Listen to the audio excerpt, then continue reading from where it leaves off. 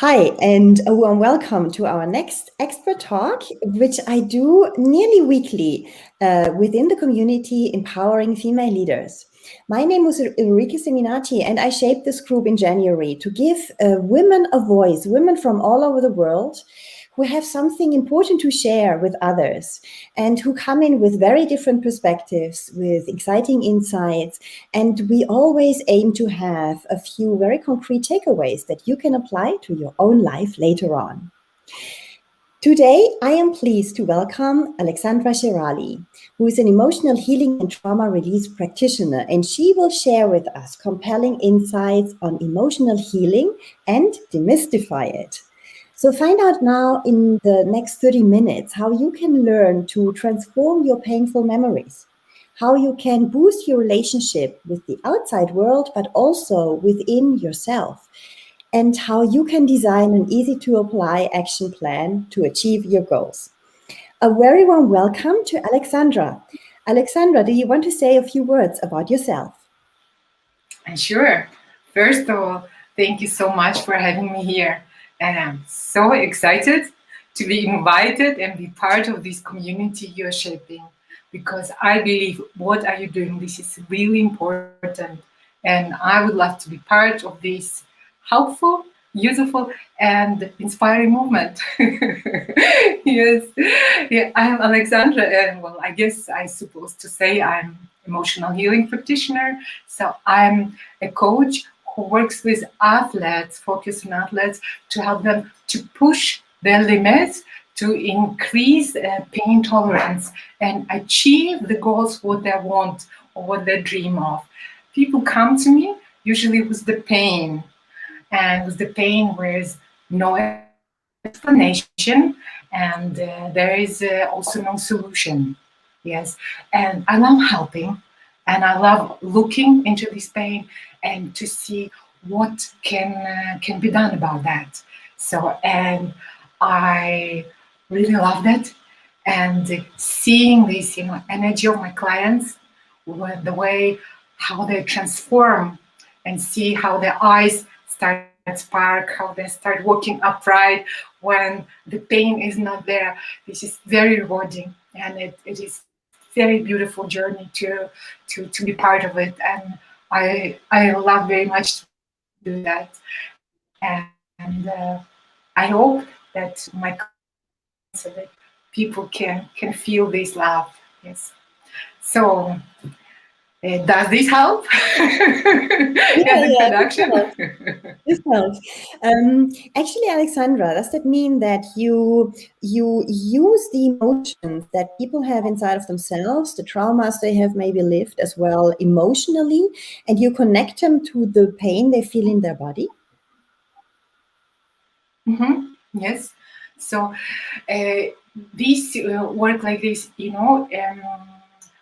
uh, through I discovered through my work so-called psychogenic pain. So in other words, this is the pain where comes somewhere in the body, and this is related to the emotion or some kind of experience we had outside, and that we were engaged, and as a part of this engagement our body reacted to these emotions, uh, feelings happening, and something remained in our body, so just got into it. And these feelings, this experience stays in the body, and body, it's in a way keeps the score of our experience in life, our emotional experience, and things what we haven't resolved, they tend to stay in the body and talk through certain signs. The body speaks, and this is the way how I work. So with my clients, the way how it works, I ask what's on usually, and it gives me I give a time to clients to talk, and I jot down the keywords, and I usually build in a way framework or Canva what it might be the underlying issue and how the things are connected. And then I I come up, I ask some questions, and I come up with my interpretations. What could be about and how can we start? And I work with combining body-mind methods to see how we can align body-mind to resolve what is on. Yeah, yeah. I think this is a very interesting technique, and is certainly a technique that will be used much, much more in the future. I mean, the Western approach in the Western world mainly was always to separate the body and the mind, yeah, and to looking, especially when it came to pain or other problems that we might have with our health, and to look only at this one symptom and to try to work on this one thing, whereas it might come from a completely different place. And I am also in contact with more and more practitioners, doctors, and people who are really working with, especially with the backbone, for example, is one of these central pieces in our body, and who have a different view on this, because they also say it's not in the place where you have the pain where your pain comes from.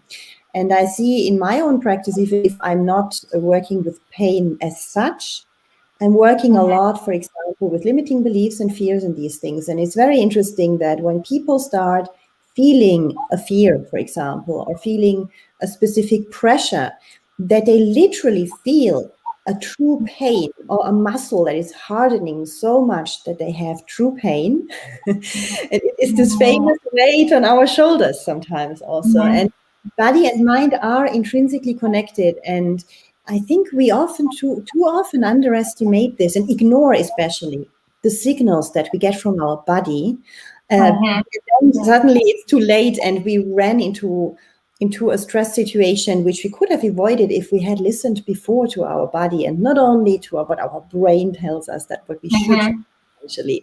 So my question would be, what is, in your opinion, at stake if we just continue to ignore this very close relationship between body and mind?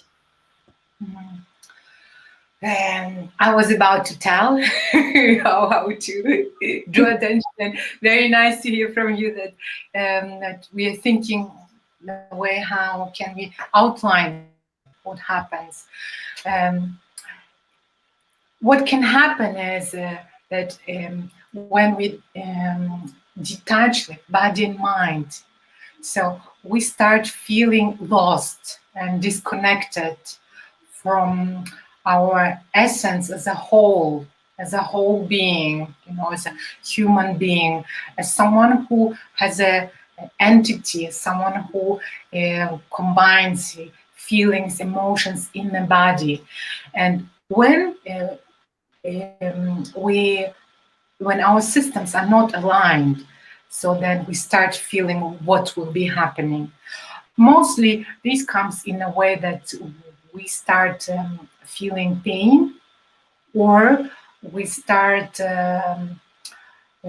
feeling not at home in our bodies. So let me say that in more simple terms.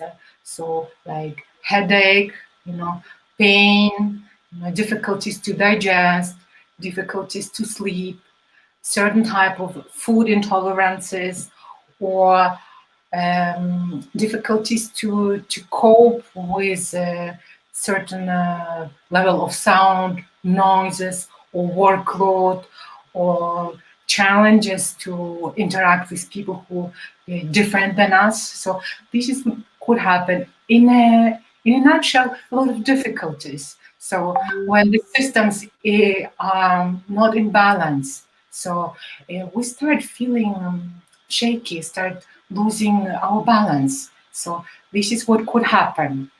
And very often this is about with feelings being lost, disconnected, and having pain. So it could happen if we start disconnecting mind and body. The easiest way to align that, this is to practice certain techniques that our ancestors already knew. What worked 2,000 years ago, it still works, because the model of a human being hasn't changed that much. So, and these models, our ancestors were very smart. They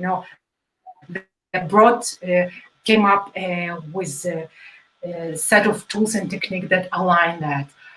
Lots of them come from from Eastern philosophies or teachings like yoga, Tai Chi, martial arts, meditation, and these type of things that really can help align thoughts, breath work, our perception, our sense of identity as a human being, and bring it, shape it together, and connect to a group of people because we're social animals. So I hope this is the answer to your question, Ulrike.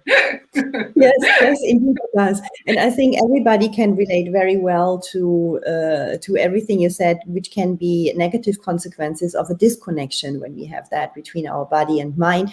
And we all feel that very often. I mean, we all know that feeling when we get disconnected, but we probably don't qualify it as such. Yeah, we put the reasons to many external factors, because it was a stressful day, or because we had bad news these days, or because we were just alone, social animals, for too long time, especially last year and in the past months, and so on and so forth. But very often we slip then into a position where we blame external circumstances, which are still there, obviously. Yes, I don't say that they don't exist, but we forget that we can find a solution or a relief, certainly inside of ourselves.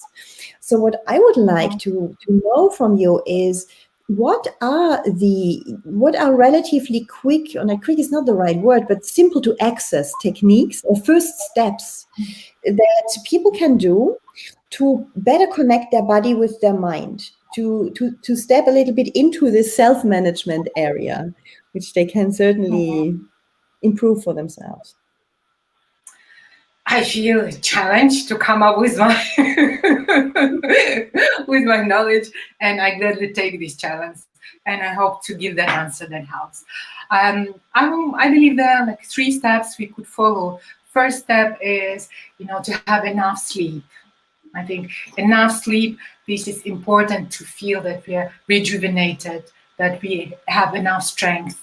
So people who have enough sleep, then they can act in more balance and way, with more awareness, and also with more compassion to themselves and others. And also people who slept enough, they tend to avoid overeating, because when we have enough energy within, we don't need to have extra energy to eat more. So this is first, sleep enough. And the second one is to engage into something that is about your breath. So some people meditate, so this is one of the ways of watching the breath. And some people engage in spiritual practices when they perform any kind of ritual, reflecting about the day, or reflecting about the challenges or goals, or sometimes also chanting, certain texts and that from that particular and teaching. And this is type of breathing as well. So, and some people also do like Tai Chi is the way where we align breath and movements, these type of things, or just a simple walk outside with your pet, with your animal in the morning. So this is the second, the breath. And third is having a bit of quality time with yourself alone. So in our world, especially after pandemic, maybe it sounds a bit contradictory. So we already were alone at home for a while, how to have a time alone.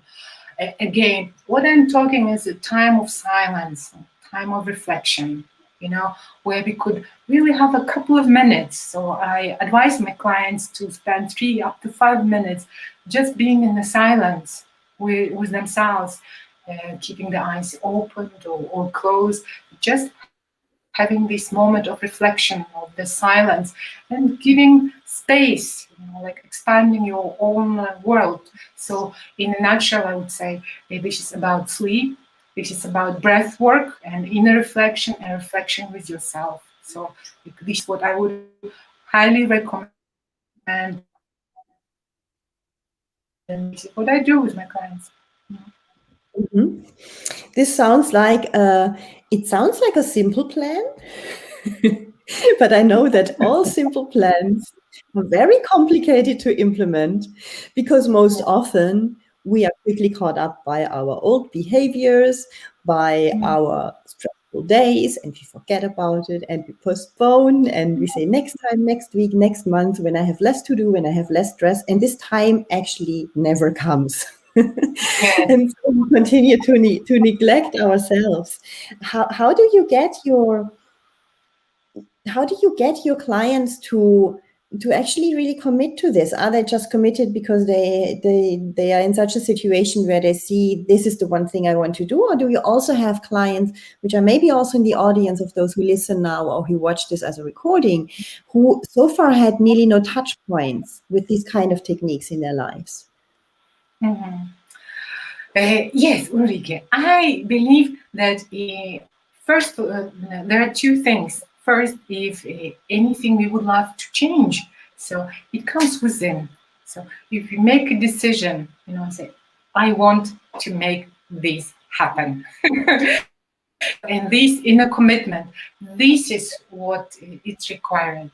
And when clients come to me and I don't see this commitment, this desire to make decision, make things happen, it makes very challenging for me, that because external things that cannot make it what is within. So we need to be ready. We desire to within to make things happening. This is essential.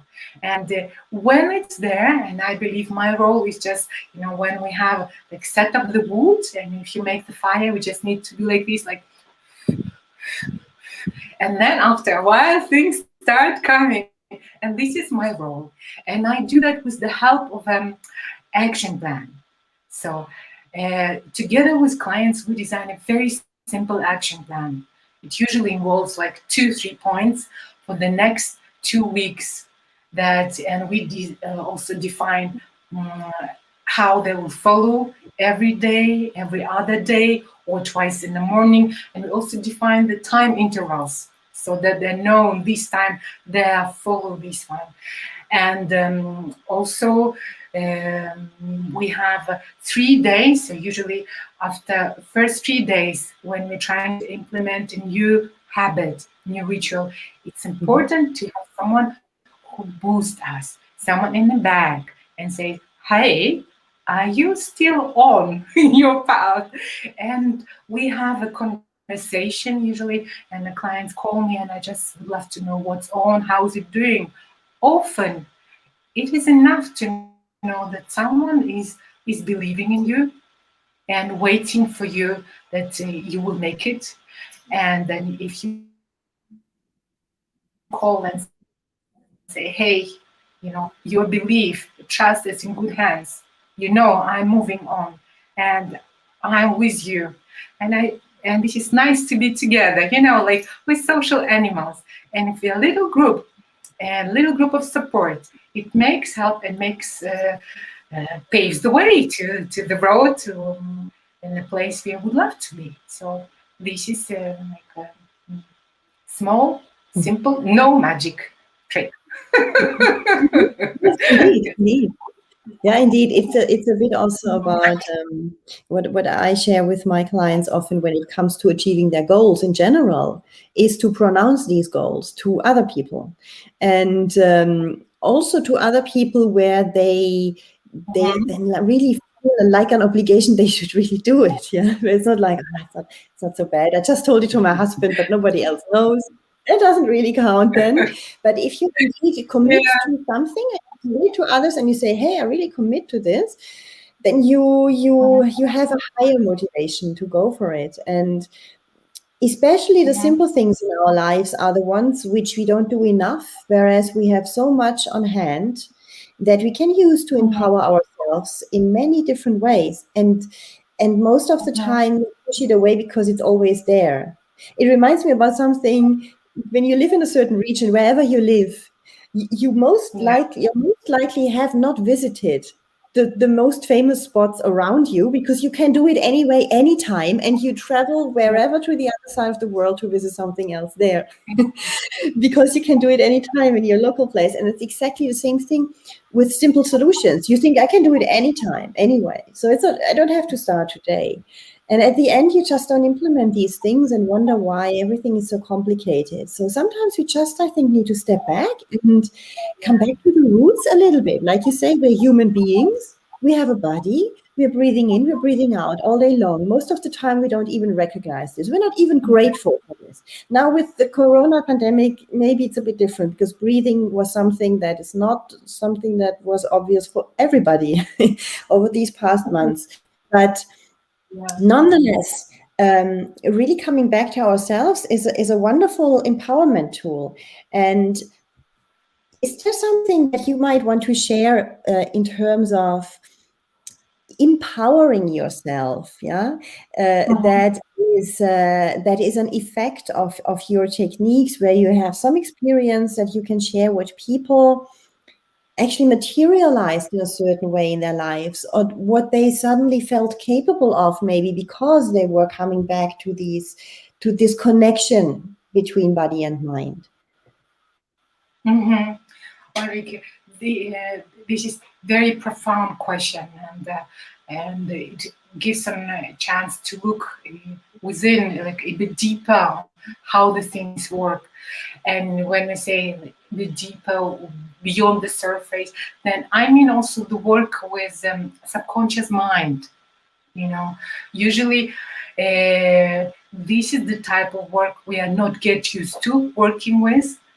And in our subconscious mind, we store a lot of things, like, from your clients, working with your clients, changing beliefs. This is something that requires profound work.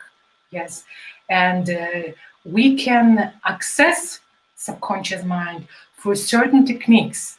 And these techniques involve working with the body. So usually this is through state of trance, or state of self-hypnosis, or state of hypnosis, or state of the mind where both brain hemispheres are open.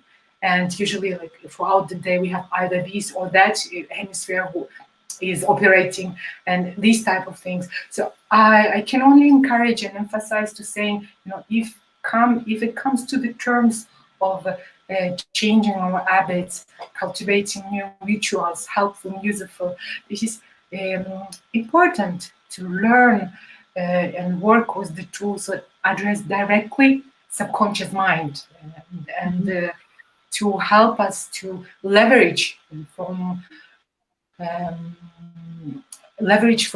this information we have. And I work many years in IT and technology environment, and I believe this is we are like human beings.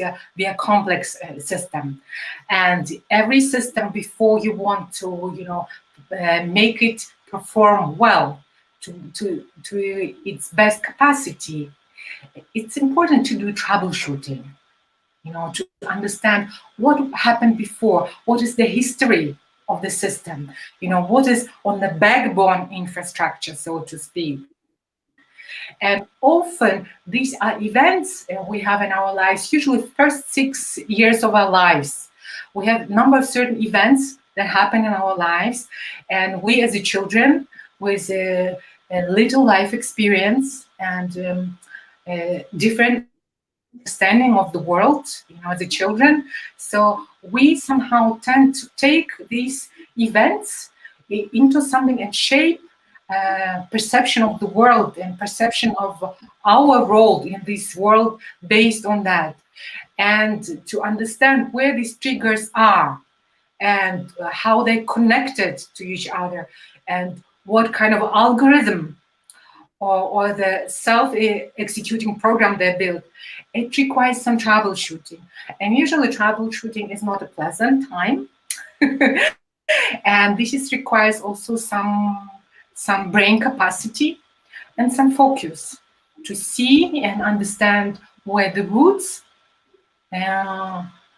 what caused what happening now, and how that can be changed. And with a little bit of thorough investment and help of external consultant.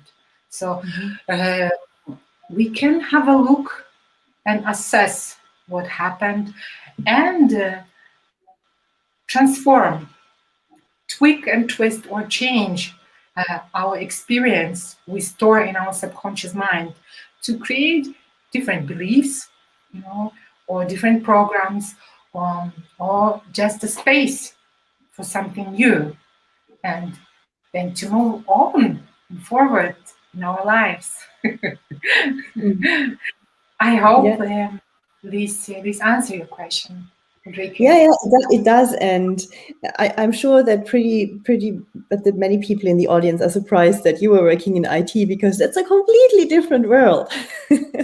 And on the other hand, I like the comparison very much, because we are also a very complex system, like you say, and the big secret for many people is, how can I access to this whole huge subconscious world in myself?